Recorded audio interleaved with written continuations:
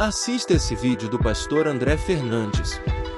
Não se preocupe com os erros do passado, ele vai fazer de novo. Você é mais que vencedor naquele que te amou primeiro. Não esqueça de curtir e se inscrever nesse vídeo. Nos ajude a alcançar mais pessoas que precisam ouvir isso. Tudo que Deus fez no passado, eu tenho ainda mais convicção de que aquilo que Ele fez no passado, Ele vai fazer de novo. Quando eu fui experimentado em Deus, não há dúvidas daquilo que Deus é capaz de fazer. Porque eu já vi Deus fazendo. Quando você tem cicatrizes, não há mais dúvidas em relação ao poder de Deus de curar, porque você já foi curado.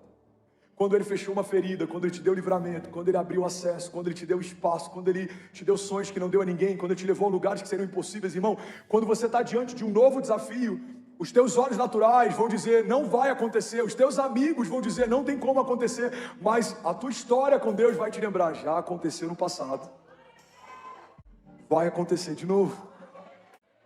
Por que Deus permite que a gente seja experimentado? Porque as nossas experiências, elas corroboram com a nossa constância. O entendimento de que Deus vai fazer de novo aquilo que fez no passado é uma garantia, mas essa garantia só carrega quem conhece o caráter de Deus, quem sabe que Deus não muda, quem sabe que o caráter dele não é volúvel. Não tem dúvidas em relação à próxima estação. Eu não tenho dúvidas se Deus vai prover, porque eu conheci o Deus da provisão. Eu não tenho dúvidas se Deus vai me guardar, eu conheci o Deus da proteção. Eu não tenho dúvidas se Deus vai nos livrar, eu conheci o Deus do livramento. Eu não tenho dúvidas se Deus vai nos guiar, eu conheci o maravilhoso conselheiro. Eu não tenho dúvidas se mesmo no dia da minha fraqueza o Senhor vai me poupar, eu conheci o Deus forte. É por isso que nos momentos da nossa tribulação, a gente tem acesso a novos níveis de revelação da pessoa de Jesus. E é exatamente com esse propósito que Deus permite que a gente seja experimentado. Porque a cada novo nível que você acessa, você precisa ter um lastro da tua experiência com Deus. Aquilo que estava morto, volta a viver. Pastor, eu ainda não entendi, eu vou te explicar.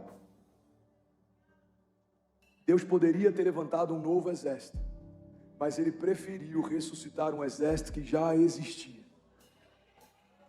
Pastor, eu continuo sem entender, eu vou te explicar. Deus poderia ter abortado você por conta de um erro do passado, mas Ele continua dizendo sim para cada promessa que Ele te fez, e Ele está te esperando no teu futuro. Deus poderia ter cancelado a promessa, Deus poderia ter desistido do teu chamado, Deus poderia ter desfeito o que fez, desfalado o que falou, mas Ele não é homem para que minta, nem filho do homem para que se arrependa. Acaso Deus prometeria algo que não tem o intuito de cumprir? Irmão, o que existe tão poderoso nesse texto, são várias chaves poderosas, vários princípios, mas o que eu quero te chamar a atenção hoje é o fato de Deus fazer, voltar a viver, algo que aos nossos olhos já estava morto. Irmão, muitas vezes a gente anseia para que Deus faça algo novo num lugar diferente do lugar da humilhação. A gente foi humilhado numa cidade e a gente se muda esperando que nessa nova cidade Deus faça algo novo. A gente enfrentou humilhações no nosso casamento. E por mais que a gente ainda esteja casado, a última área que a gente imagina é que Deus vai nos usar para famílias. Tem homens aqui que sofreram humilhações em relação a recursos. Talvez você foi despejado, talvez você precisou de ajuda para comprar comida para a tua casa. Talvez você está enfrentando isso exatamente agora. Se alguém te falar que é nesse lugar que Deus vai usar você, é muito difícil da gente acreditar, porque é no lugar da nossa ferida, é no lugar da nossa maior humilhação. Mas, biblicamente, a dupla honra de Deus sempre acontece no lugar da vergonha. A dupla honra de Deus não acontece no lugar próximo, porque qual é a glória de um Deus que faz perto, mas não pode fazer no lugar da ferida? Irmão, Deus seria glorificado se fizesse perto, mas Ele é ainda mais glorificado quando Ele faz no lugar. Recebe isso em nome de Jesus. É no lugar da falta, é no lugar da humilhação, é no lugar da vergonha, é no lugar é no lugar dos seus opositores, dos seus caluniadores, é no lugar da retaliação, da oposição. É nesse lugar que a dupla honra de Deus se revela. Por quê, pastor? Porque Deus ama confundir os que pensam que são, para exaltar os que sabem que não são, mas dependem completamente do grande eu sou. Alguns irmãos que pensam que são confundidos porque Deus usa improváveis para fazer o que Ele quer fazer. Não fazia sentido chamar Davi. Ninguém cogitou Davi, Deus mandou chamar Davi.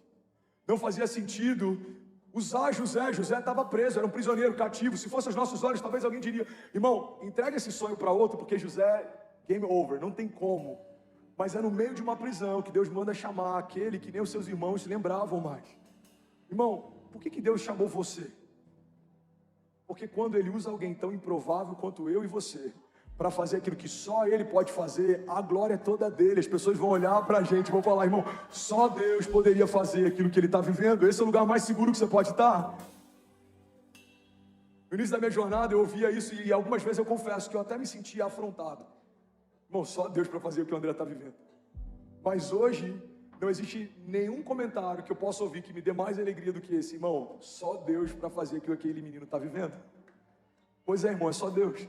Se não fosse ele, a gente não teria começado. Se não for ele, a gente não permanece. Se não for ele, a gente não avança. Tudo começou nele, tudo se sustenta nele, tudo aponta para ele, porque dele, por ele, para ele são todas as coisas. Ele é o início e o fim de tudo que a gente faz. É ele quem soprou o fôlego, por isso você está de pé. É ele quem mantém o teu coração pulsando, por isso que você se move. É ele quem colocou em você o amor que você tem pelos seus filhos. Mesmo que talvez você ainda não conheça a pessoa de Jesus, nós amamos porque ele nos amou primeiro. É ele quem te deu a fé que você tem. Irmão, nem a fé que a gente carrega, a gente pode se gloriar.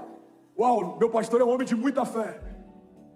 Não dá nem para se gloriar nisso, por quê? Porque ele é o autor e consumador da nossa fé. A fé não pode ser comprada, a fé não pode ser transferida, a fé não pode ser negociada. A fé só vem por um caminho, a fé só vem por uma fonte. A fé vem por ouvir e ouvir a palavra que sai da boca de Deus. Então, irmão, guarda isso. Tudo que você vê de bom em mim é Jesus. Tudo que você vê de mal, sou eu mesmo. Tudo que você vê de glorioso nessa igreja é Jesus. Tudo que você vê que é problemático, somos nós mesmos.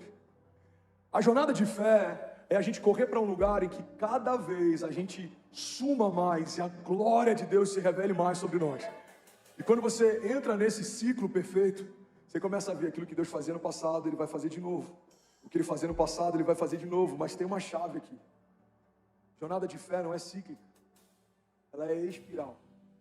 Você está sempre fazendo a mesma coisa, mas cada estação no nível mais alto. Você está sempre vendo Deus fazer a mesma coisa, mas cada estação no nível mais alto.